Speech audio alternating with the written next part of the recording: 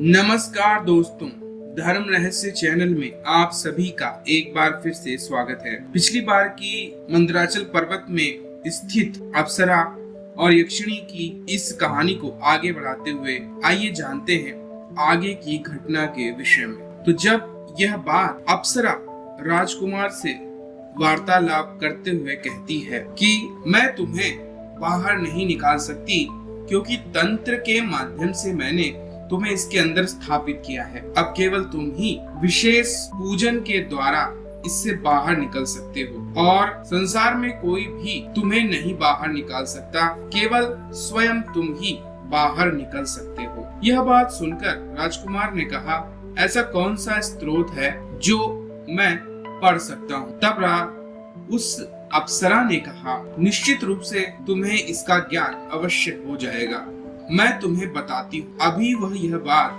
कह ही रही थी कि अचानक से वहाँ पर फिर से नाग यक्षिणी प्रकट हो जाती है और वह जोर जोर से हंसने लगती है। कहती है, मैंने कहा था ना कि मेरी शक्तियाँ कभी मुझे धोखा नहीं देती, इसलिए अदृश्य रूप में मैं यहाँ पर पहले से ही मौजूद थी। देखो, तुमने इस पुरुष को अपनी इस अंगूठी में कैद कर लिया है, अब यह अंगूठी मुझे दे दो। और फिर वह जबरदस्ती करके उस अप्सरा से वह अंगूठी छीन लेती है। उस अंगूठी को लेकर उड़ते हुए यक्षिणी अपने मायावी महल में प्रवेश कर जाती है। यक्षिणी अंगूठी को पहने हुए उस पुरुष को कहती है, देख मनुष्य, मेरी शक्ति को देख, मेरे इस महल को देख। इस महल में मैंने कितने गंधर्व, मनुष्य, किन्नर इत्यादियों को अपना गुलाम बना करके रखा हुआ है। यह सब मेरी प्रत्येक आज्ञा का पालन करते हैं और इन्होंने अपनी समस्त शक्तियां मुझे दे दी हैं। मैंने इनके साथ रति संबंध बनाकर इन्हें अपने वशीकरण में ले लिया है। अब यह पूरी तरह मेरे वश में है। इन सब को मैं अपने नियंत्रण में रखती हूँ। तू बड़ा भाग्यशाली है कि तू इस अंगूठी के अंदर कैद हो गया है। अगर मैं अंगूठी तोड़ देती हूँ तो तू भी मर जाएगा और फिर मरे हुए मनुष्य मेरा किस तरह फायदा दे सकता है। इसलिए तू इस मणि के अंदर, इस अंगूठी के अंदर रहकर मेरे सारे प्रभाव को देख। यह सारी बातें देखकर राजकुमार बहुत ज्यादा घबरा जाता है। वह पूरी कोशिश करता है कि वह अंदर से उस अंगूठी को तोड़ दे, किंतु वह इतना शक्तिशाली नहीं था। यह मायावी अंगूठी बहुत मजबूत थी, सब प्रकार से वह हार गया था। यक्षिणी रोजाना गंधर्व, मनुष्य, किन्नर इत्यादि से अपने सभी प्रकार के कार्य करवाती रहती थी,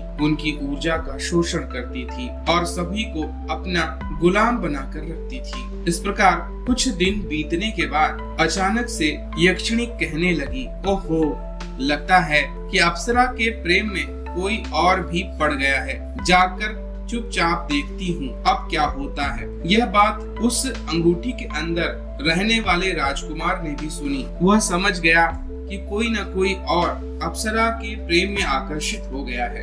इधर अप्सरा चुपचाप बैठी हुई परेशान अवस्था में अपने सच्चे प्रेमी का इंतजार कर रही थी, जो उसको इस बंधन से मुक्त करा दे। किंतु जो भी आता, आखिरकार वह पराजित होकर यक्षिणी के कब्जे में चला जाता था। तभी वहां से एक अघोरी साधु गुजरता है। वह अप्सरा को इस प्रकार बैठा हुआ देखता है और मन ही मन उससे बहुत आकर्षित हो जाता है। अघोरी साधु अप्सरा के पास जाकर कहता है, तुम तो मुझे इस मनुष्य लोक की नजर नहीं आती हो, यहाँ पर अकेले क्यों बैठी हो? अप्सरा कहती है, मैं अपने प्रेमी का इंतजार कर रही हूँ, जो मुझे बंधन से मुक्त करा दे, मेरा सच्चा प्रेम। लेकिन कोई भी आज तक मुझे ऐसा नहीं मिला जो उसे पराजित कर पाए। तब अघोरी कहता है, मैं तुम्हारा सच्चा प्रेम बनूंगा, क्या तुम मेरी पत्नी बनना स्वीकार करती हो?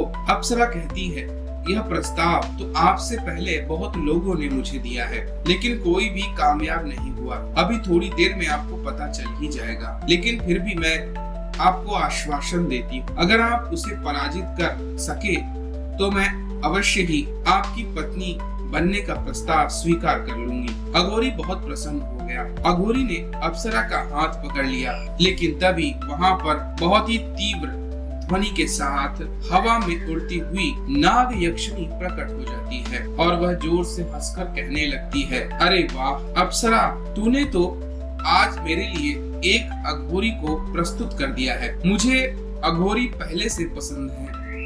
इनके पास बहुत सारी तंत्र सिद्धियां होती हैं। अब से ये सारी सिद्धियां मेरे नियंत्रण में रहेंगी। तब वहां पर खड़ा हुआ वह अघोरी कहता है, अच्छा तो तू ही है वह, तुझे मैं बांध कर अपने पास गुलाम बनाकर रखूंगा। तब नाग यक्षिणी कहती है, तुझे मैं एक साधारण यक्षिणी नजर आ रही हूँ, पर तुझे मैं अपने बारे में थोड़ा बहुत बता देती हूँ। जब वासुकी नाग को मंदराचल पर्वत पर मथनी के लिए रस्सी बनाकर रगड़ा जा रहा था, तो उनके शरीर की रगड़ से जो पसीना निकला और यहाँ पर जो बहुत सारे यक्ष थे उनके मेहनत से जो पसीना निकला, दोनों जब एक जगह इकट्ठा हुआ और उस पर अमृत की बूंद जब गिर गई, तब मैं प्रकट हुई थी। मैं अदृश्य रूप में इस समस्त पर्वत पर विचरण करती हूँ। मेरे अंदर नाग शक्ति और यक्षिणी शक्ति दोनों विद्यमान है और मेरे अंदर अमृत की बूंद भी स्थापित है। इसीलिए मैं अपराजेय हूँ। न तो मुझे कोई हरा सकता है और न ही मुझे अपने नियंत्रण में ले सकता है। मेरे अंदर वासुकी की शक्ति, यक्षलोक की ताकत और स्वर्ग लोक के अमृत की शक्ति मौजूद है। इसलिए तुझ जैसे साधारण अघोरी मेरा क्या बिगाड़ पाएंगे। अघोरी कहता है, तुझे बहुत अभिमान है ना कि तू नाग स्वरूप धारण कर सकती है, तो देख मैंने भी कठिन तपस्या करके दिव्य मायावी रूप और शक्ति लेने की सामर्थ्य पैदा की है। अघोरी तुरंत ही युद्ध करने के लिए नेवले में बदल जाता है और नाग यक्षिणी नाग स्वरूप में आकर उससे युद्ध करने लगती है। दोनों में भयानक युद्ध होने लगता है। उन दोनों के बीच में अप्सरा होती है और अप्सरा पूरी कोशिश करती है कि वह दोनों के बीच से हट जाए, लेकिन युद्ध बहुत तेज चल रहा था। इधर यक्षिणी अपने साथ अंगूठी पहन के आई थी। युद्ध के दौरान अचानक से वह अंगूठी उसके हाथ से निकल जाती है और पहाड़ से नीचे गिरते गिरते बहुत दूर तक जाने लगती है। और इसी प्रकार यह बात जब अप्सरा देखती है तो वायु शक्ति का प्रयोग कर उस अंगूठी को पहाड़ से बहुत दूर हवा में गिरा देती है, क्योंकि कोई तो कम से कम इस यक्षिणी के बंधन से मुक्त हो सके। इसीलिए वह ऐसा करती है। काफी देर तक युद्ध चलता रहता है और आखिरकार यक्षिणी अपनी कुंडली में उस नेवले को लपेटकर अपने साथ उड़ाकर ले जाती है। अप्सरा सब कुछ यह देखती है और समझ जाती है कि एक और अब उसका गुलाम बन चुका है। इधर रास्ते पर पड़ी हुई चमकती हुई अंगूठी को एक व्यापारी देख लेता है, जो कि वहां से व्यापार के माध्यम से रोजाना गुजरता हुआ जाता था। व्यापारी उस अंगूठी को उठा लेता है और अपने हाथ में पकड़ लेता है और उस अंगूठी को लेकर अपने घर आ जाता है। व्यापारी की पत्नी बहुत ही साधु प्रवृत्ति की स्त्री थी। रोजाना खूब माता की सेवा और पूजन किया करती थी। इस प्रकार उसके पूजन से प्रसन्न होकर सभी उसे साध्वी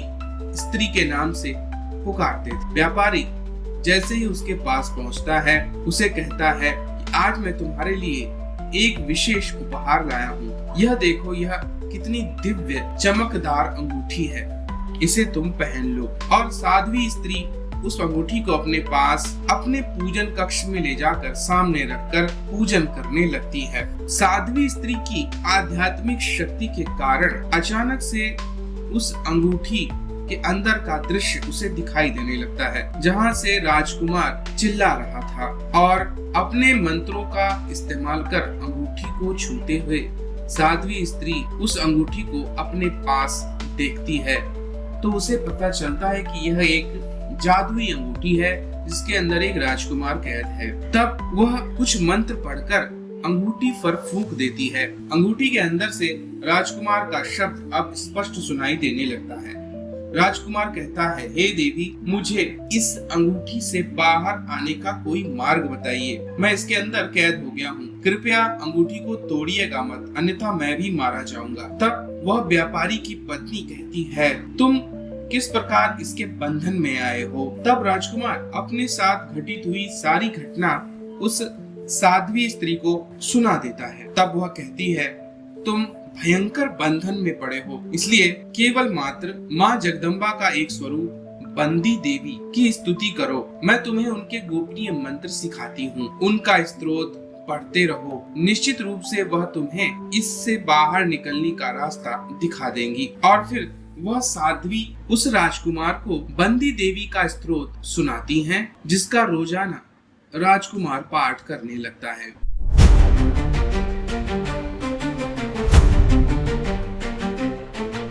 वन्दे देव्यै नमस्कृत्य वरदाभयशोभितम् तदाज्ञां शरणं गच्छत् शीघ्रं मोक्षं ददातु मे। ॐ ह्रीं ह्रूं वन्दी देवे नमः। वन्दी कमलपत्राक्षी लौह शृङ्खला भञ्जिनी प्रसादं कुरु मे देवी शीघ्रं मोक्षं ददातु मे। ॐ ह्रीं ह्रूं वन्दी देवे नमः। त्वं वन्दी त्वं महामाया त्वं दुर्गा त्वं सरस्वती त्वं देवी रजनी चैव शीघ्रं मोक्षं ददातु मे। ॐ ह्रीं ह्रूं वन्दी देवे नमः। त्वं त्वमोश्वरी देवी ब्राह्मणी ब्रह्मावादिनी त्वं वैकल्पक्षयं कर्त्री शीघ्रं मोक्षं ददातु मे। ॐ ह्रीं ह्रूं वन्दी देवे नमः। देवी धात्री धरित्री च धर्मशास्त्रार्थ भाषिणी दुःश्वासाम्बरागिनी देवी शीघ्रं मोक्षं ददातु मे। ॐ ह्रीं ह्रूं वन्दी देवे नमः। नमोस्तुते महालक्ष्मी रत्नकुण्डलभूषिता शिवस्यार्धाङ्गिनी चैव शीघ्रं मोक्षं ददातु मे। ॐ ह्रीं ह्रूं वन्दी देवे नमः। इन्द्रस्तोत्रं महापुण्यं यपठे नित्यमेव च सर्वबन्ध विनिर्मुक्तो मोक्षं च लभते क्षणात्। ॐ ह्रीं ह्रूं वन्दी देवे नमः। उससे अद्भुत चमत्कार घटित होता है और अचानक से स्तोत्र का रोजाना पाठ करते हुए एक दिन राजकुमार उस अंगूठी के टूटने की वजह से बाहर आ जाता है। आगे क्या हुआ हम लोग जानेंगे अगले भाग। तो अगर आपको यह जानकारी और कहानी पसंद आ रही है तो लाइक करें, शेयर करें, सब्सक्राइब करें। आप सभी का दिन मंगलमय हो। जय मां पराशक्ति।